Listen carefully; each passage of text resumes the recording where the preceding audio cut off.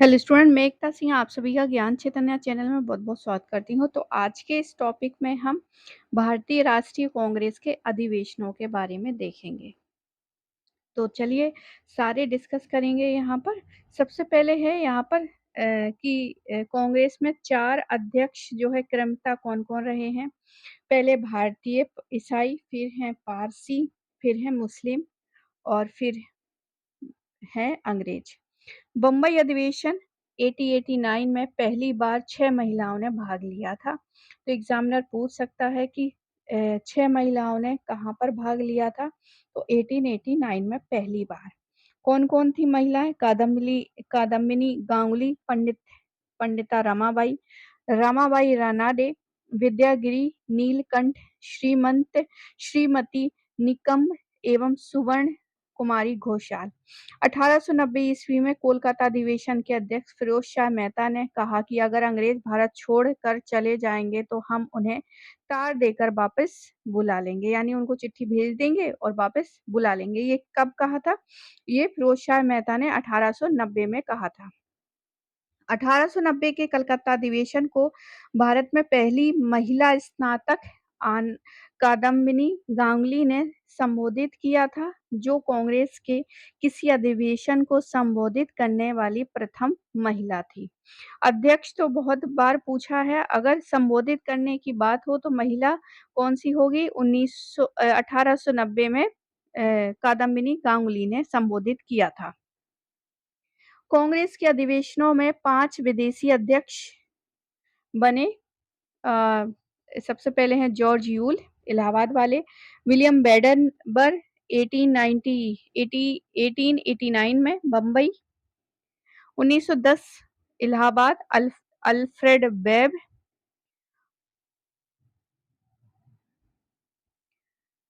और 1894 में मद्रास में अल्फ्रेड वेब जो हैं वो अध्यक्ष थे। सर हेनरी कॉटन 1904 में बम्बई में, एनी बेसेंट 1917 कलकत्ता में। कांग्रेस ने 1891 और 95 के प्रत्येक अधिवेशन में वन कानून के विरोध में प्रस्ताव पारित किया था। कांग्रेस का प्रथम संविधान 1899 में बना और फिर 1920 में। 1906 में कलकत्ता अधिवेशन में कांग्रेस वस्तुतः भारतीय एवं राष्ट्रीय हो गई। 1915 में बम्बई अधिवेशन में गवर्नर जनरल लॉर्ड विलिंगटन ने भाग लिया था। उल्लेखनीय है कि तब विलिंगटन गवर्नर जनरल नहीं था, बल्कि बम्बई का गवर्नर था। आगे देखते हैं अमृतसर अधिवेशन।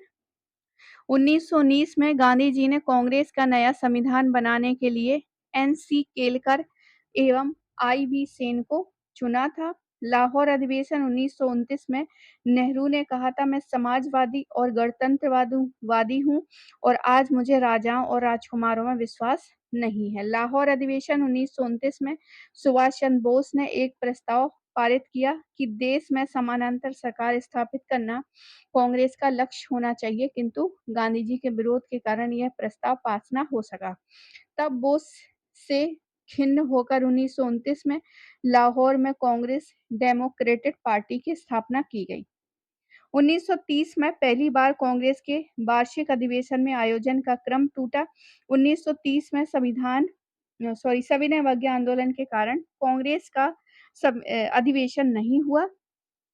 1885 से लेकर 1929 तक कांग्रेस के सभी अधिवेशन जो हैं दिसंबर माह में हुए और 1931 में अधिवेशन से यह क्रम जारी नहीं रह सका।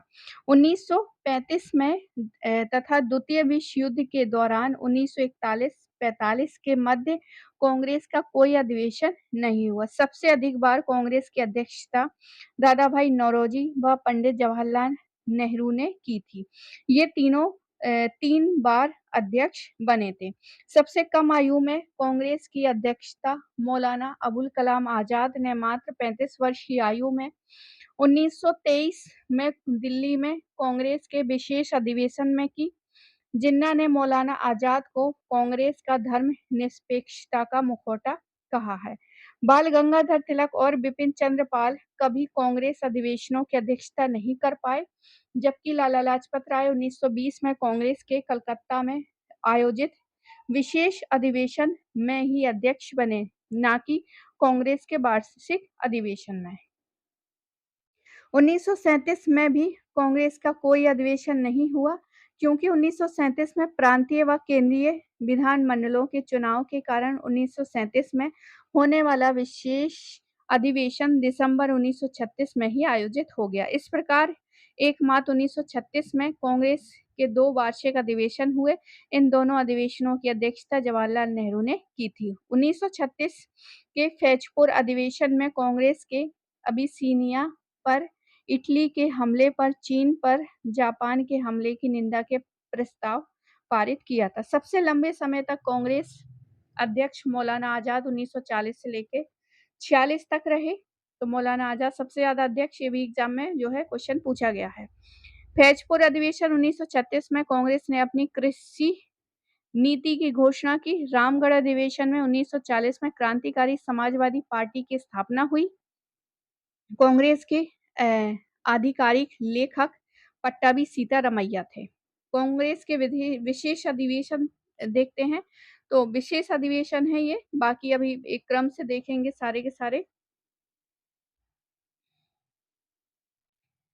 वर्ष और स्थान और अध्यक्ष 1918 में मुंबई सैयद हसन इनाम, 1920 में कलकत्ता लाला लाजपत राय, 1923 में दिल्ली मौलाना अबुल कलाम आजाद और 1949 में दिल्ली राजेंद्र प्रसाद। आइए अब देखते हैं, और अब यहाँ पर देखते हैं कि भारतीय राष्ट्रीय कांग्रेस के अधिवेशन। तो सबसे पहले दिसंबर में हुआ था 1885 में।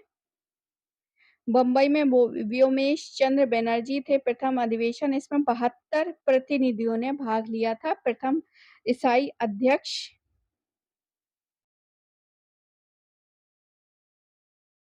आगे देखते हैं। दिसंबर 1886 कलकत्ता दादा भाई नौरोजी। इसमें 436 प्रतिनिधि राष्ट्रीय कांग्रेस व सुरेंद्रनाथ बनर्जी की राष्ट्रीय कांग्रेस का विलय पहला पारसी अध्यक्ष था। दिसंबर 1887 में मद्रास सैयद बदरुद्दीन तैयब जी पहला मुस्लिम अध्यक्ष, सर्वप्रथम देसी भाषाओं में भाषण दिए।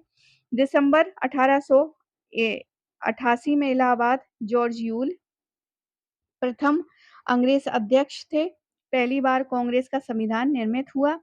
दिसंबर 1889 में बंबई में विलियम बेडेनबर्ग मताधिकार की आयु 21 वर्ष तय की गई। और दिसंबर 1890 कलकत्ता फिरोज शाह मेहता भारत की प्रथम स्नातक महिला कादम्बिनी गांगुली ने संबोधित किया। सरकारी कर्मचारियों के कांग्रेस अधिवेशनों में भाग लेने पर प्रतिबंध। दिसंबर 1891 में नागपुर वी आनंद चार्लू कांग्रेस के नाम में राष्ट्रीय शब्द जोड़ा गया और कांग्रेस का संविधान पारित प्रथम हिंदू अध्यक्ष। दिसंबर 1892 में इलाहाबाद वोमेश चंद चटर्जी और 1893 में लाहौर दादा भाई नौरोजी सिविल सेवा परीक्षा भारत में आयोजित करने की मांग की गई। 1894 में मद्रास एल्फ्रेड वेब जो है ब्रिटिश संसद के आयरिश सदस्य थे। 1895 पूना में सुरेंद्रनाथ बनर्जी, 96 में कलकत्ता रहीमतुल्लाह सयानी वंदे मातरम को पहली बार इसी में गाया गया था। धन के बर्मिंघम सिद्धांत आधिकारिक रूप से स्वीकार किया गया था। 1897 में अमरावती एम के शंकर नायन, 1898 मद्रास आनंद मोहन बोस, 1899 में लखनऊ रमेश चंद्र दत्त स्थायी बंदोबस्त संपूर्ण भारत में लागू करने संबंधी प्रस्ताव यहाँ पर प्रस्तुत किया गया था। आगे 1900 में लाहौर नारायण गणेश चंदावरकर थे। 1901 में कलकत्ता दिनसा वाचा थे।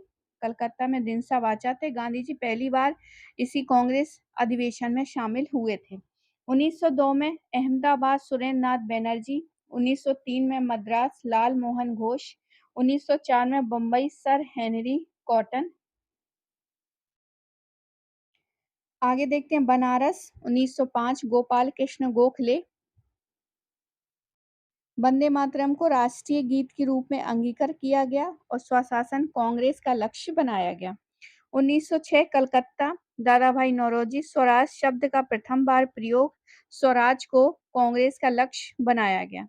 आगे 1907 सूरत रास बिहारी घोष, इसमें कांग्रेस का विभाजन हो जाता है और अंग्रेज ने विल्सन में भाग लिया था। आगे है 1908 में, तो यहाँ पे एक अंग्रेज है जिसका नाम नेविल्सन, उसने इसमें भाग लिया था सूरत की फूट में, यानी 1907 में, जिसमें रास बिहारी घोष जो है अध्यक्ष चुने जाते हैं। आगे मद्रास जो है रास बिहारी घोष सूरत अधिवेशन स्थगित होने की वजह से 23वें अधिवेशन ही मद्रास में दोबारा हुआ था। आगे देखते हैं लाहौर 1909 मदन मोहन मालवीय रहते हैं। फिर 1910 इलाहाबाद विलियम बेडनबर्ग एकमात्र अंग्रेज थे, उन्होंने 2 बार कांग्रेस की अध्यक्षता की थी। 1911 कलकत्ता विशन नारायण धर पहली बार टैगोर द्वारा लिखित राष्ट्रगान जनगण मन गाया था। 1912 में बांकीपुर रंगनाथ नरसिंह मुधोकर हुयूम को कांग्रेस का पिता घोषित किया गया। 1913 कराची नवाब सैयद मोहम्मद, ये अपनी मां की तरफ से टीपू सुल्तान के वंशज थे। 1914 मद्रास भूपेंद्र नाथ बसु, 1915 बम्बई सत्येंद्र प्रसाद सिन्हा और 1916 लखनऊ अंबिका चरण मजूमदार। कांग्रेस के गरम दल व नरम दल में समझौता। कांग्रेस व मुस्लिम लीग के मध्य जो है लखनऊ पैक्ट, कांग्रेस द्वारा पृथक सांप्रदायिक निर्वाचन प्रणाली को स्वीकृति। आगे देखते हैं दिसंबर 1917 कलकत्ता एनी बेसेंट कांग्रेस की प्रथम महिला अध्यक्ष बनी। 1918 दिल्ली मदन मोहन मालवीय सुरेंद्र नाथ बनर्जी के नेतृत्व में नरमपंथी द्वारा कांग्रेस का त्याग तथा बनर्जी द्वारा लिबरल फेडरेशन का गठन, विजय सिंह पथिक भी शामिल हुए।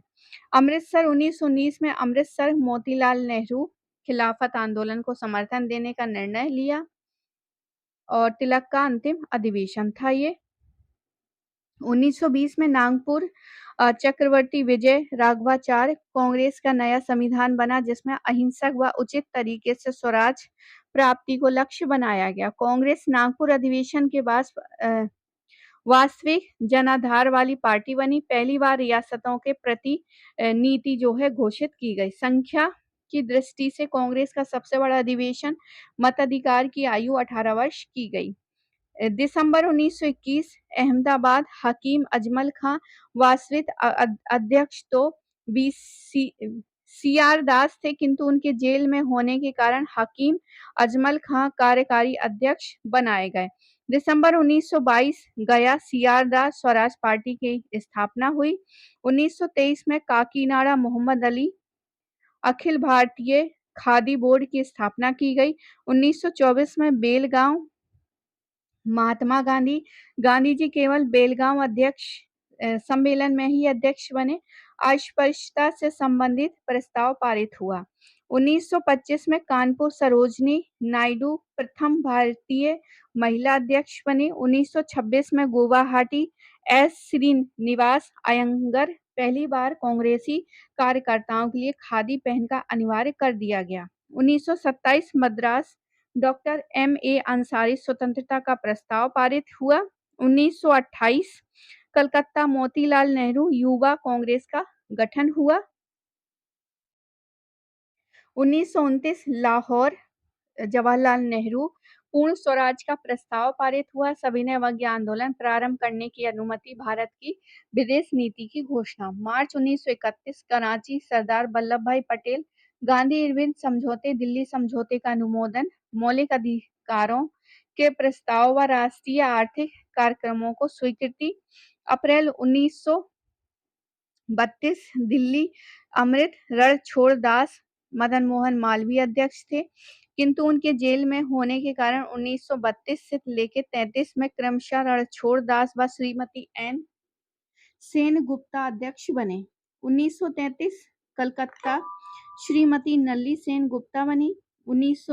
34 बम्बई डॉक्टर राजेंद्र प्रसाद और कांग्रेस समाज पार्टी की स्थापना हुई। अप्रैल 1936 लखनऊ पंडित जवाहरलाल नेहरू जी बने। नेहरू ने समाजवाद को कांग्रेस का लक्ष्य घोषित किया व समाजवाद की वैज्ञानिक व्याख्या दी। 1935 के अधिनियम को स्वीकार किया गया। दिसंबर 1936 फैजपुर महाराष्ट्र जवाहरलाल नेहरू कांग्रेस का प्रथम ग्रामीण अधिवेशन था और कांग्रेस का स्वर्ण जयंती अधिवेशन। फरवरी 1938 हरिपुरा गुजरात सुभाष चंद्र बोस देसी रियासतों के बारे में कांग्रेस की नीति की घोषणा। देसी रियासतों की स्वतंत्रता का समावेश संबंधी प्रस्ताव पारित हुआ। जवाहरलाल नेहरू की अध्यक्षता में राष्ट्रीय योजना समिति का गठन किया। 1939 त्रिपुरी मध्य प्रदेश सुभाष चंद्र बोस गांधी जी के विवाद के बाद सुभाष चंद्र बोस इस्तीफा दे देते हैं और शेष समय के लिए डॉक्टर राजेंद्र प्रसाद अध्यक्ष रहते हैं। 1940 में रामगढ़ बिहार मौलाना अबुल कलाम आजाद व्यक्तिगत सत्याग्रह का प्रस्ताव पारित किया। 1946 तक मौलाना आजाद ही कांग्रेस के अध्यक्ष रहे हैं। जुलाई 1946 से नवंबर 1946 तक कुछ समय के लिए जवाहरलाल नेहरू कांग्रेस के अध्यक्ष रहे हैं। नवंबर 1946 मेरठ जेबी कृपलानी आजादी के समय कांग्रेस अध्यक्ष रहे हैं। दिसंबर 1948 से जयपुर पट्टाभी सीतारमैया स्वतंत्रता के बाद कांग्रेस का प्रथम अधिवेशन होता है और 1950 नासिक पुरुषोत्तम दास टंडन यहाँ पर रहते हैं। तो ये थे सारे के सारे अधिवेशन। तो आई होप आपको ये वीडियो पसंद आया होगा। पसंद आया तो प्लीज लाइक करें, शेयर करें, सब्सक्राइब करें। मिलते हैं हम अगले वीडियो में। पूरा वीडियो देखने के लिए आप सभी का बहुत बहुत धन्यवाद।